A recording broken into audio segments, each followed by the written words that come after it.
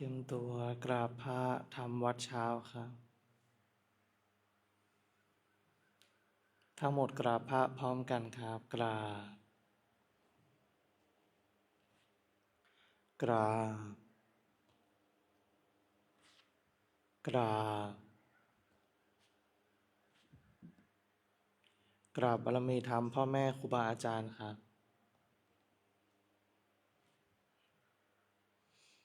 ทั้งหมดกล่าวคำบูชาพระรัตนตรัยพร้อมกันอิมินาสการเรนะพุทธังอภิปูชยามะอิมินาส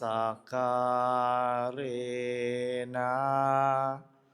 ธัมมังอภิปูชยามะอิมินาสการเรนะสังฆังอภิปูชยามะอะระหังสัมมาสัมพุทโธภคะวาพุทธังภคะวันตังอภิวาเทมิสวากขาโตภคะวตาธัมโมธัมมังนามัสสามิสุปฏิปันโนภะคะวะโตสาวกสังโฆสังฆังนะมามิหันธรรมยังพุทธัสสะภะคะวะโตปุพพภาคณมะการังกโรมาเซนะโมตัสสะภะคะวะโตอะระหะโตสัมมาสัมพุทธัสสะนะโมอะระหะโตสัมมาสัมพุทธัสสะนะโมตัสสะภะคะวะโตอะระหะโตสัมมาสัมพุทธัสสะพุทธังสารนังคัจฉามิธัมมังสารนังคัจฉามิสังฆังสารนังคัจฉามิทุติยมปิพุทธังสารนังคัจฉามิทุติยมปิธัมมังสารนังคัจฉามิทุติยมปิสังฆังสารนังคัจฉามิตติยมปิพุทธังสารนังคัจฉามิตติยมปิธัมมังสารนังคัจฉามิตติยมปิสังฆังสารนังคัจฉามิเปิดหนังสือไปหน้าที่12หันธรรมยังปฏิจจสมุปปาทาธัมเมสุอิทัปปัจจยตาทิธรรมปะทังพนามาเส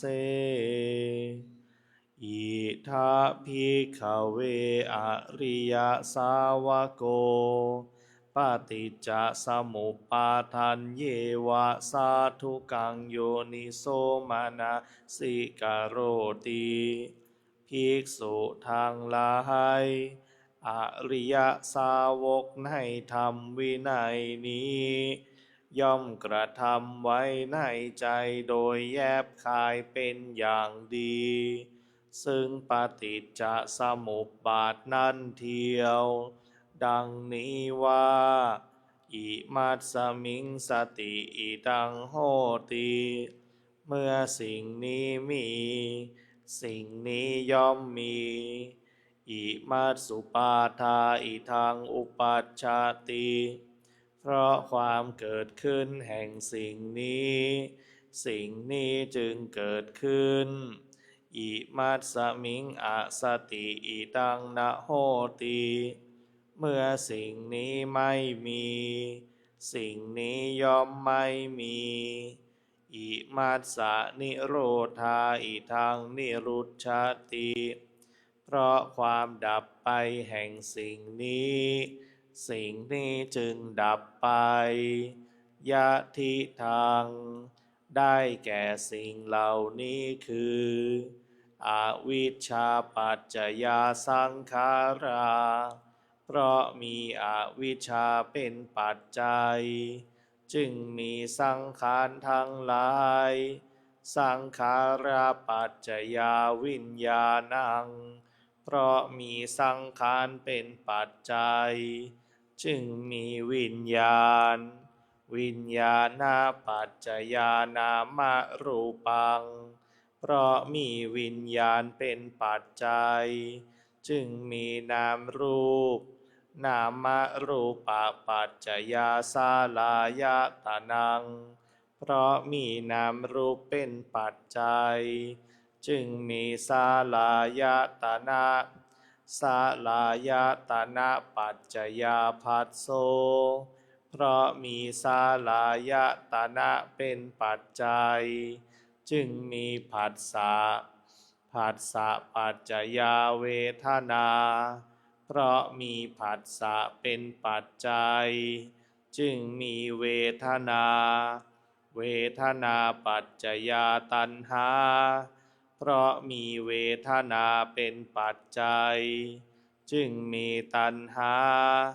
ตัณหาปัจจยาอุปาทานังเพราะมีตัณหาเป็นปัจจัยจึงมีอุปาทานอุปาทานาปัจจยาภโวเพราะมีอุปาทานเป็นปัจจัยจึงมีภพภาวะปัจจยาชาติเพราะมีภพเป็นปัจจัยจึงมีชาติชาติปัจจยาชรามรณังโสกะปริเทวะทุกขโทมนัสสุปายาสาสัมภวันติเพราะมีชาติเป็นปัจจัยชรามรณะโสกะปริเทวะทุกขโทมนัสอุปายาสะทางหลายจึงเกิดขึ้นครบถ้วนเอวะเมตัสสะเกวลัสสะทุกขขันธัสสะสมุทัยโยโหติความเกิดขึ้นพร้อมแห่งกองทุกข์ทั้งสิ้นนี้ย่อมมีด้วยอาการอย่างนี้อวิชชายาตเววะอาเสสะวิราคะนิโรธาสังขาระนิโรโธเพราะความจางคลายดับไปโดยไม่เหลือแห่งอวิชชานั้นเทียวจึงมีความดับแห่งสังขารสังขาระนิโรธาวิญญาณนิโรโธเพราะมีความดับแห่งสังขารจึงมีความดับแห่งวิญญาณวิญญาณนิโรธานามรูปนิโรโธเพราะมีความดับแห่งวิญญาณจึงมีความดับแห่งนามรูปนามรูปนิโรธาสาลายตนะนิโรโธเพราะมีความดับแห่งนามรูปจึงมีความดับแห่งสาลายตนะสาลายตนะนิโรธาผัสสะนิโรโธเพราะมีความดับแห่งสาลายตนะจึงมีความดับแห่งผัสสะผัสสะนิโรธาเวทนานิโรโธ เพราะมีความดับแห่งผัสสะจึงมีความดับแห่งเวทนา เวทนานิโรธาตัณหานิโรโธเพราะมีความดับแห่งเวทนา จึงมีความดับแห่งตัณหา ตัณหานิโรธาอุปาทานะนิโรโธเพราะมีความดับแห่งตัณหา จึงมีความดับแห่งอุปาทาน อุปาทานะนิโรธาภาวะนิโรโธ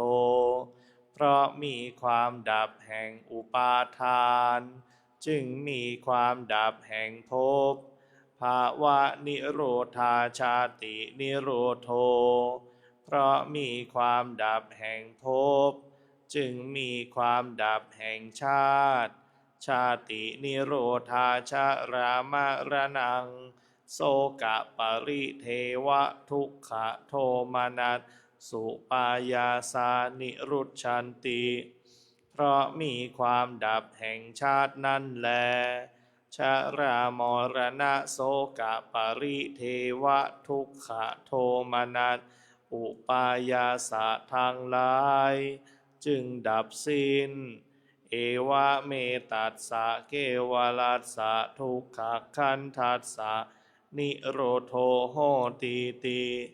ความดับลงแห่งกองทุกข์ทั้งสิ้นนี้ ย่อมมีด้วยอาการอย่างนี้ ดังนี้สำหรับการสวดมนต์สาธยายธรรมในช่วงเช้าไว้แต่เพียงเท่านี้ลำดับต่อไปเราจะได้เปลี่ยนอิริยาบถเป็นการเดินจงกรมครับ